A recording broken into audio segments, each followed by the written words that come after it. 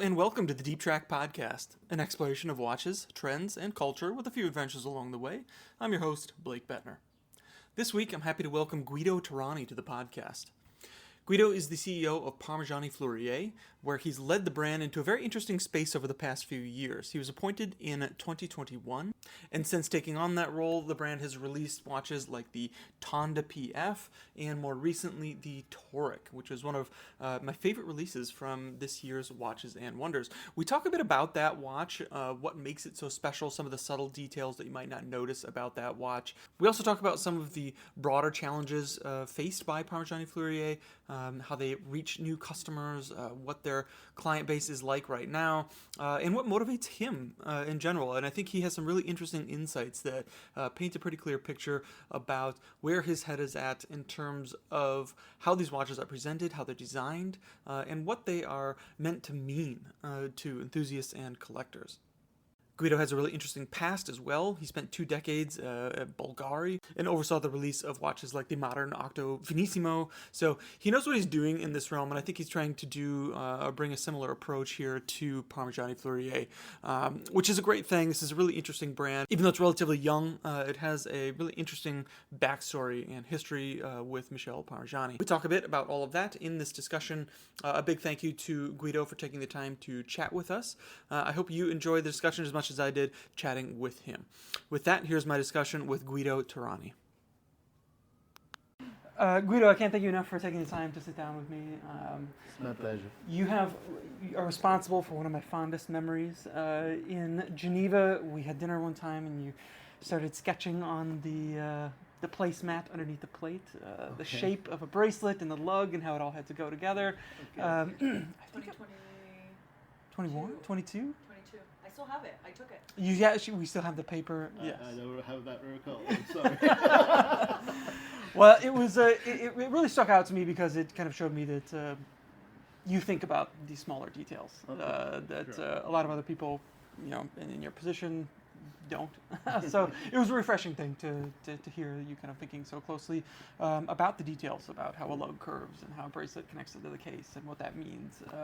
And we'll get a little bit to, and that was of course in reference to the Tonda, but you have a new watch, a new collection this year, the Toric. Yeah. Tell me about this watch. Tell me about its development. How long has it been in the works for? I'd love to hear more about this watch. This is one of my favorite releases of the year so far. Well, thank you for your excitement, and it's really, I'm happy that your emotions are speaking so loudly, because it's what we try to do, is to generate something that moves the hearts of people. No, so at the end, we've been asked by our clients, after they saw the work that we did on the Tonda PF, to tackle the dress watch, to tackle the Toric, which is the collection with which we were born in 1996, and to do a refreshing and bring that new style that fits in so well with the values of the brand for a customer, and that is today. And it's a big question to ask, what is a dress watch today? And it's been in the works for a year and a half, almost 2 years. It will be probably two years when the market will see the watch in September. And it's a bit more complex to design a dress watch than to design a sport chic watch, because when you're designing a sport elegant watch, you have a body which is monochromatic, you have the bracelet integrating into the case, the elements, the proportion. Yes, you have a lot of things to work on, but the mood is quite constrained in the structure of the object. When you are taking away a metal bracelet and you are playing with a strap, and you have to be much more precise in the choices that you make, and because they define the mood of the watch. And so of course we don't need another watch in the industry, so there are plenty. So if you're really wanting to launch something, you have to have something to say, and you have to we have the ambition to move forward the industry in its elegance, in its style, in its innovation, in technique too. And tackling the dress watch, we looked at how mankind has been wearing watches, and how had it's been what we are wearing, no? Because the two things go together. The industry is always focusing on 4 centimeters of our body, which is our wrist. Sure. But it's part of a bigger picture, which is your persona. So Yeah. you have to think about it a bit wider. So it's fascinating to study that mankind have been basically wearing a suit for 200 years, since the Brits with the bourgeoisie and the Industrial Revolution put this civil uniform, if you want, and it's been very consistent. It's been very, because bourgeoisie is making its own wealth, it's generating its own wealth through an entrepreneurship, through ethical choices, through decisions that are there to stay, and this code, no, this suit becomes very credible and very reliable because it doesn't change through time. It is very reassuring. No? And what comes with the suit is also the shirt. And the shirt is white because, yes, you're working, yes, you're doing a work, but you're doing an intellectual work. You're not working in a dusty environment in an atelier or whatever. And you are expressing your intelligence, your vision, your choices. And it comes also with a black. And the black was the most prestigious color at the time. And because it was very difficult to fix on the cloth, and it used to fade after a few washings and it became gray, and so only the affluent could wear black. Okay, so this black and white style that you see in the old-fashioned pictures in bankers at work or at dinner attire, it was a daily uniform, and it was the basis of the tuxedo. Okay, and at that time the watch was in the pocket. We didn't have to cope with this severe outlook. And it's also linked to the fact that the bourgeoisie was an Anglican bourgeoisie, so a Protestant culture. And when the watch comes out of the pocket, it has to fit in this attire. And being Geneva, the capital of watchmaking, also Calvinist, you have this syntony of these codes of aesthetic that go on the wrist. And so an elegant watch has been defined for many decades as a simple white dial, very minimal, very clean to match the white shirt, a platinum white gold case, a glossy alligator strap to match the glossy shoes. And you could see across the nuances of the decades, the styles could change. You have beautiful interpretation in the 20s, in the 30s, with Art Deco elements that go on the indexes or on the case. But basically, the aesthetic codes are this very rigid, stiff, black and white codes. And because the tuxedo was a dinner attire, or people went to theaters until the Second World War, so 150 years of that elegance. And then after the war, you start having less an obligation to use the tuxedo, and you go out in a less formal color because you start seeing blue, you start seeing brown, and this accompanies in the watchmaking also because you start seeing blue dials coming out. More, you have a brown alligator instead of a black, but these are the maximum twists the dress watch had until the arrival of the new economy, which brought a sort of quartz crisis to the menswear, because you are abandoning the suit, you're going towards a more casual outfit. Even the street wear outfit is influencing, and you have people who are very wealthy dressing in a less formal way. And with the suit, the new economy threw away also the watch, because in the early years of this century, that specific crowd that became so cool didn't wear watches. They had the time on the devices, and it was enough. And then something very interesting is happening since the last decade, I would say, and this is worldwide. It's transversal to the world, and men are rediscovering the pleasure of dressing well. And that's why you have this booming business of tailoring, of building your own wardrobe your own way. You're not following brands, you're not following a designer that tells you this season wear this, next season wear that. And you're building your basically your outfit in a personal way. And usually when you do a suit or a nice pair of trousers or even a safari jacket, there's this specialization of what you choose to wear. You're doing it for the long term because you don't change a suit every season when you've done it like that, no? And it's more sustainable, it's more durable. And the colors are more natural. You're not wearing any more dark colors.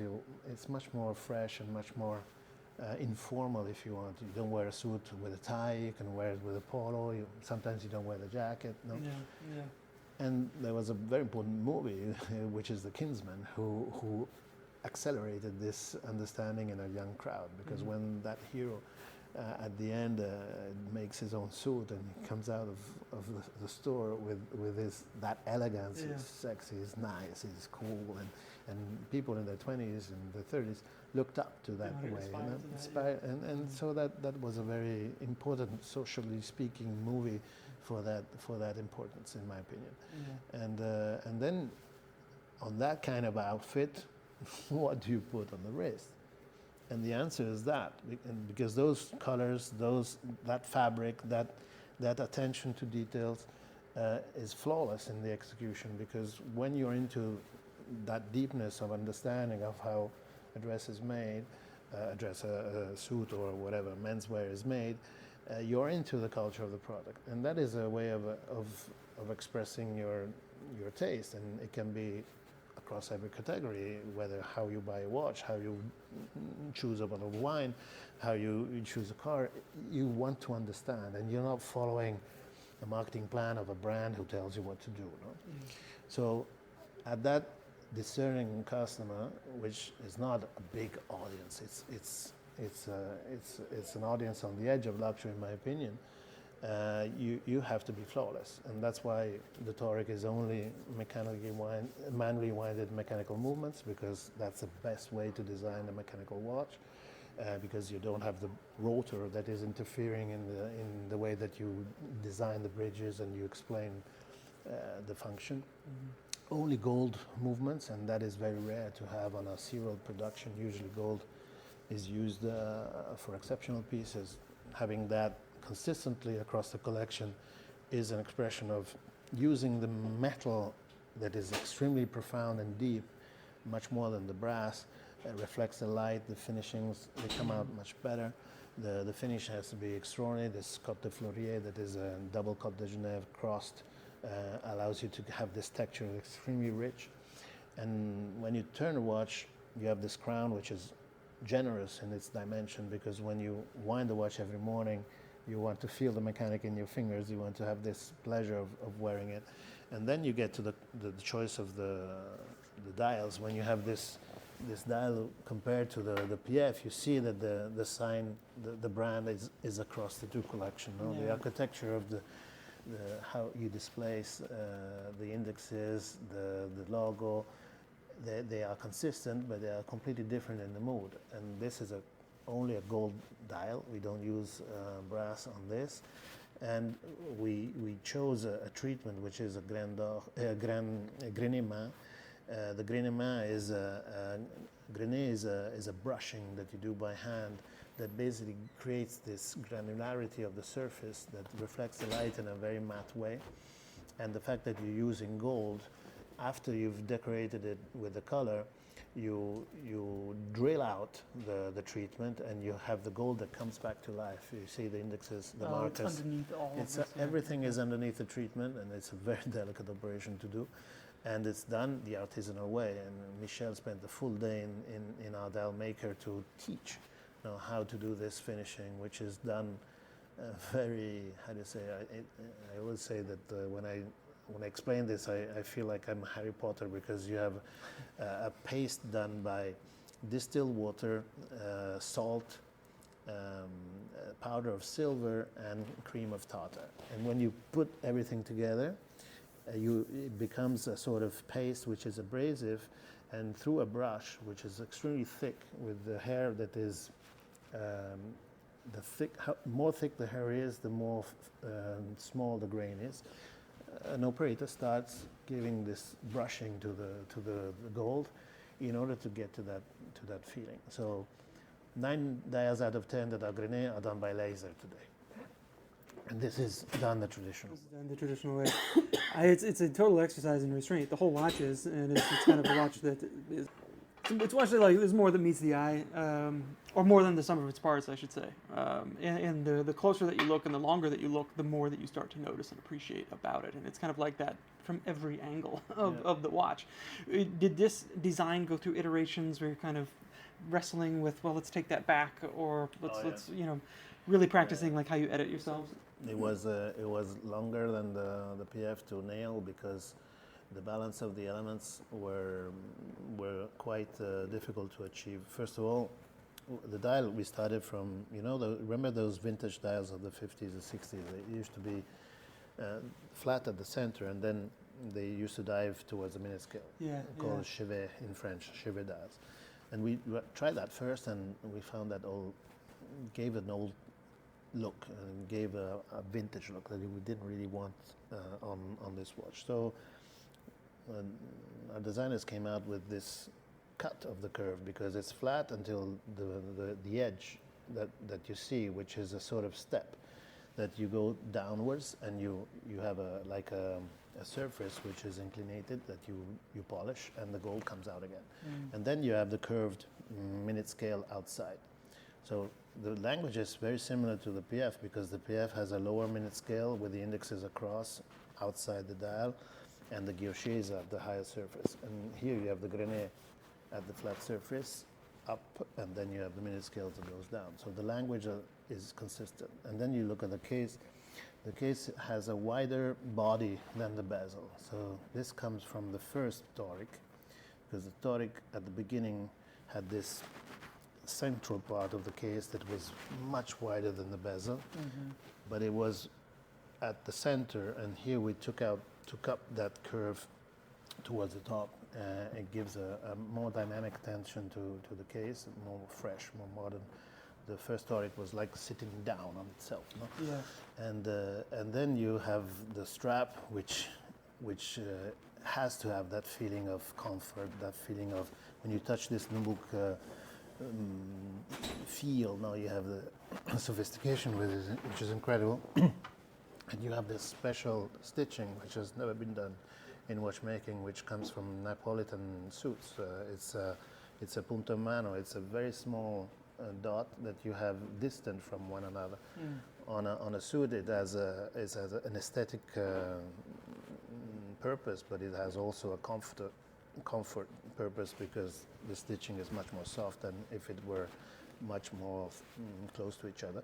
Here it's just an aesthetic refinement that refers to a hand-made component. Yeah, it's the whole thing comes together beautifully. And I also want to, you mentioned Michel being involved in the process for creating this. Is he still pretty active in development of these watches? No, he's. Clearly, I have to respect the name. We have to all respect his persona. So and it's on the back. It's on the movement itself. Every part of this watch there's a bit of Michel, but what we try to do is interpret it in a fresh and modern way. And I ask him sometimes if he knows certain finishings that comes from the history of watchmaking that could generate this emotion that we're looking for. So this apparent simplicity of the purity of the design, but in the execution has to be extremely luxury and extremely respecting the mechanical art, and that's where he comes in. Because if I look at the movement, if you turn the movement here, you have the double barrel that we wanted to make protagonist, because Michel wanted a double barrel on his movement because of the fact that a double barrel releases the energy in a more constant way, and the friction in the transmission are lower, so it endures the life of your movement. It's not because you have more storage of energy. You can do but it's less strain on a singular part. Exactly, yeah. It doesn't stress the mechanism. So it's postponing the moment in which you have to restore your watch. And so by knowing this, we wanted to make these barrels protagonists in the aesthetic of the watch, and you see how beautiful they are, how the colimaçonnage that you have on the finishing of the two barrel is extremely rich and opulent in the mechanics, because it's hidden. What you don't show, you can indulge, no, in making it more Byzantine or Baroque if you want, but it's still very pure. Then this double Côte de Genève, which we call Côte de Fleurier, is something that he already did in the Qualité Fleurier pieces a couple of decades ago, but it was at a wider scale, and by miniaturizing that pattern, you have a sort of texture that becomes more modern. So that even the signature of Michel, because in the gold movements we always he signs the watches like he did in the split-second chronograph, the Chronor in 2016 for the 20th anniversary of the company. He has the signature on the barrel, and that is another part of Michel which is expressing this. So basically, there's a lot of Michel in this, but it's not that he designed it. It's not that he's part of the process. But at the end, I show him the piece. If he smiles, it makes sense. No? Sure. And I understand his daughter is involved? His daughter works a lot on the exceptional pieces, like Okay. all the things that we did on the La Rose Carrée or l'Armorial of last year. So these are, every year we try to celebrate Michel's birthday on the 2nd of December with exceptional creation. Okay. She usually is following that project. Okay.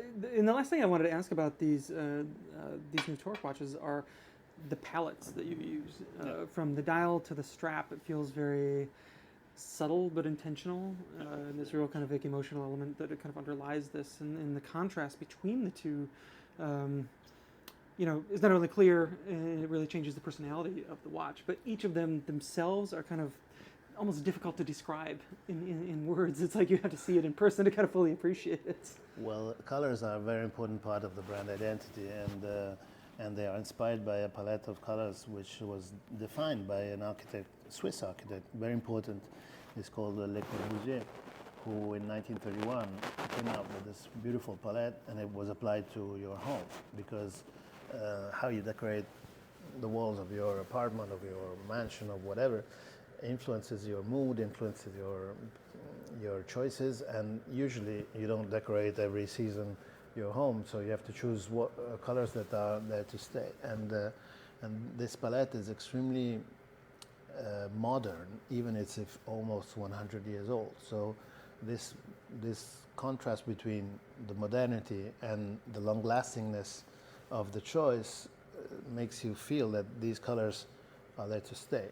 And they're very natural, they're very serene, they're very soft. They're not flashy, they're not invasive like Parmigiani is. So we don't literally go back to that palette and say, I want this Pantone, I want that. No, we are inspired by that palette, and we try to build a philosophy that is consistent and a style that plays with those colors. And if you put them next to one another, even in the PF Sport, I mean, look at this. This is a London Grey. It's still part of the palette, and it's extremely unique. Yeah. And it matches any outfit that you can think of. So they're very identifiable colors, but they're not flashy, and they're easy to match with everything. Now it kind of goes back to that theme of it might be easy to glance over, but the closer you look at it, the more you start to kind of get a deeper appreciation for it. The one that you have on your wrist there is kind of like a sagey element to it that is. This green to me is incredible. I put it on 2 months ago, and it's the only watch I'm wearing since then. You haven't taken it off. Well, that's a good sign. That's a good sign. Where does this collection go from here? So you came out with these two, obviously time-only watches. Is this a collection that will eventually accept complications and things like that? I know that it has a very diverse history going back to the start of the brand. The highest horology has never been done on a sport chic collection, so you can imagine that Parmigiani can express itself at the higher levels of complication, but it takes time because you need to redevelop the movements, and we want to do them in a way which respects the display and the purity of the reading, So we're not going to use movements of the past to build this collection. We're going to design movements that are extremely intuitive in the reading, and they will be a nice statement in the watchmaking industry. Obviously in gold, and obviously only manual. Yeah. Well, look forward to that. So you mentioned the PF Sport here, and just this week, new elements to this collection have come out. What's new about these watches here for this collection?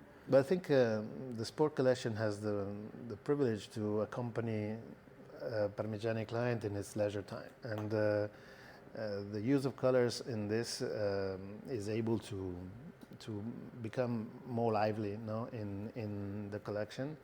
There won't be colors. I don't know if they will stay forever or if it will be a capsule of 1 year or two. I don't. Sure. This we will see. But we wanted to play with these beautiful rubber bracelets that are built now like an alligator strap, because you see the internal side. It's extremely different. The touch that you have here, that is in contact with your skin, towards the surface, which is worked as if it is a cordura. Then you have the stitching, you have the internal element in silicone here inside to give a little bit of depth, you know, to the bracelet. And this is a luxury experience per se, because usually rubber straps are an injection in a mold, and it's a very cheap way of doing a rubber strap. And I think a Parmigiani customer deserves this attention also on the bracelet. And the use of colors goes back to that palette that I was saying to you. Obviously the Blue Milano is very easy and very safe, no, as a choice, but when you look at the Arctic Grey or you look at the London Grey, those are choices that to me are more edgy, without being flashy, without being in your face, and sure. I love them. Is the idea here that, I mean, is the Tonda buyer also a toric buyer, and is this kind of like we want to have this buyer make sure that he's got an option for casual, sporty watch, weekend? Well, of course, yesterday we had clients coming with they only had 2 wrists, so they had 2 Parmigiani on their wrist, and it's interesting now how you can interest a client with different ways of interpreting a timepiece. So this is extremely fresh, extremely pleasant to wear when you're, I don't know, when you're in your weekends, when you're at the seaside, when you're anywhere. So they accompany you in a different moment of your day, of your life. So I'm curious of how, you don't have, there's not like a 150-year history that you're bound to or anything. Do you find this kind of like a freeing element of your job over here? There is a foundation there in certain ways, but you can still kind of very much be more I think Parmigiani is unique in this because it's relatively young. I mean, 1996 is not that far away if you're speaking about watchmaking, but it's extremely deep in the knowledge, and this comes from Michel itself, from the restoration. So you have a sort of deepness of an understanding what the mechanical art is about, and tradition plays a big role in that. But you're fresh and you're young, and so you don't have that enormous responsibility of a brand that has 200, 300, nobody has 300 years, but almost. But that doesn't allow you to be free in everything you do. So it's quite a privileged position to have this prestige and to have this deep knowledge and to have this freshness to play with. And on the same token, does it come with any challenges in terms of, there's this whole kind of new generation of enthusiasts coming into the watch space. So it's like, for them to be able to understand who you are and understand your values against the kind of, maybe more hype-driven or culture-driven watches that are out there. Is that something that you think about? How do we get in front of these people? How do we tell our story to them in a way that is palatable? Well, first of all, the audience that is interested in Parmigiani is very cultivated in watchmaking, so they read a lot. You are a very important part of the picture because you are conveying through your expertise and for your deepness in explaining what we do. And like you, there are others also complementing this. But in reality, it's a customer who has already understood by itself what we're doing. So this is a big advantage. And the fact that we are intersecting also the desire of a younger generation of people, I mean, starting from late 20s, early 30s, and these people usually are very, pass me the word, anti-mainstream. You know, they're people who don't buy because they need to showcase their wealth. They don't buy because they need to comply to what everybody says is right to buy. So they're doing their own choices, and this is something that I'm proud to have been able to appeal to, because it's a very exigent customer, and you cannot let him down. So you have to continue to move the bar and to surprise him and to be creative, respecting the values of the brand, respecting the understatement of the brand, respecting the tradition of watchmaking, but moving forward. So I would say that tradition and restoration is not a cage. You cannot be stuck in the past. It's a source of knowledge that you should use to continue to move forward the excellence of watchmaking, and whether it's in aesthetics or in techniques. And this is what is moving us, and that's why we think we have a long way to go if we do things with discipline and not overdoing and giving the time to be understood. Yeah. Do your other interests impact how you think about what you do at Parmigiani? You talked about the suits and the history here, and this kind of gives me a glimpse into kind of where your head is at, where you're thinking with this. Are these the kind of other interests of yours that bleed into how you like to view Parmigiani? Well, I try to live in a way in which I'm making something about becoming a better person through the experiences. So I try to be deep in what I do, and that's part of my personality. I prefer quality over quantity. Sure. So on the weekend, you set the watches aside, pour yourself a glass of wine. What are you thinking about? Where does your mind go? Well, I have other passions, of course. I'm a biker. I love to free my mind driving my bike. Family, of course, friends, close group of friends. I like to eat well, usually. Sure, naturally. And simple things, you know, at the end, build your persona.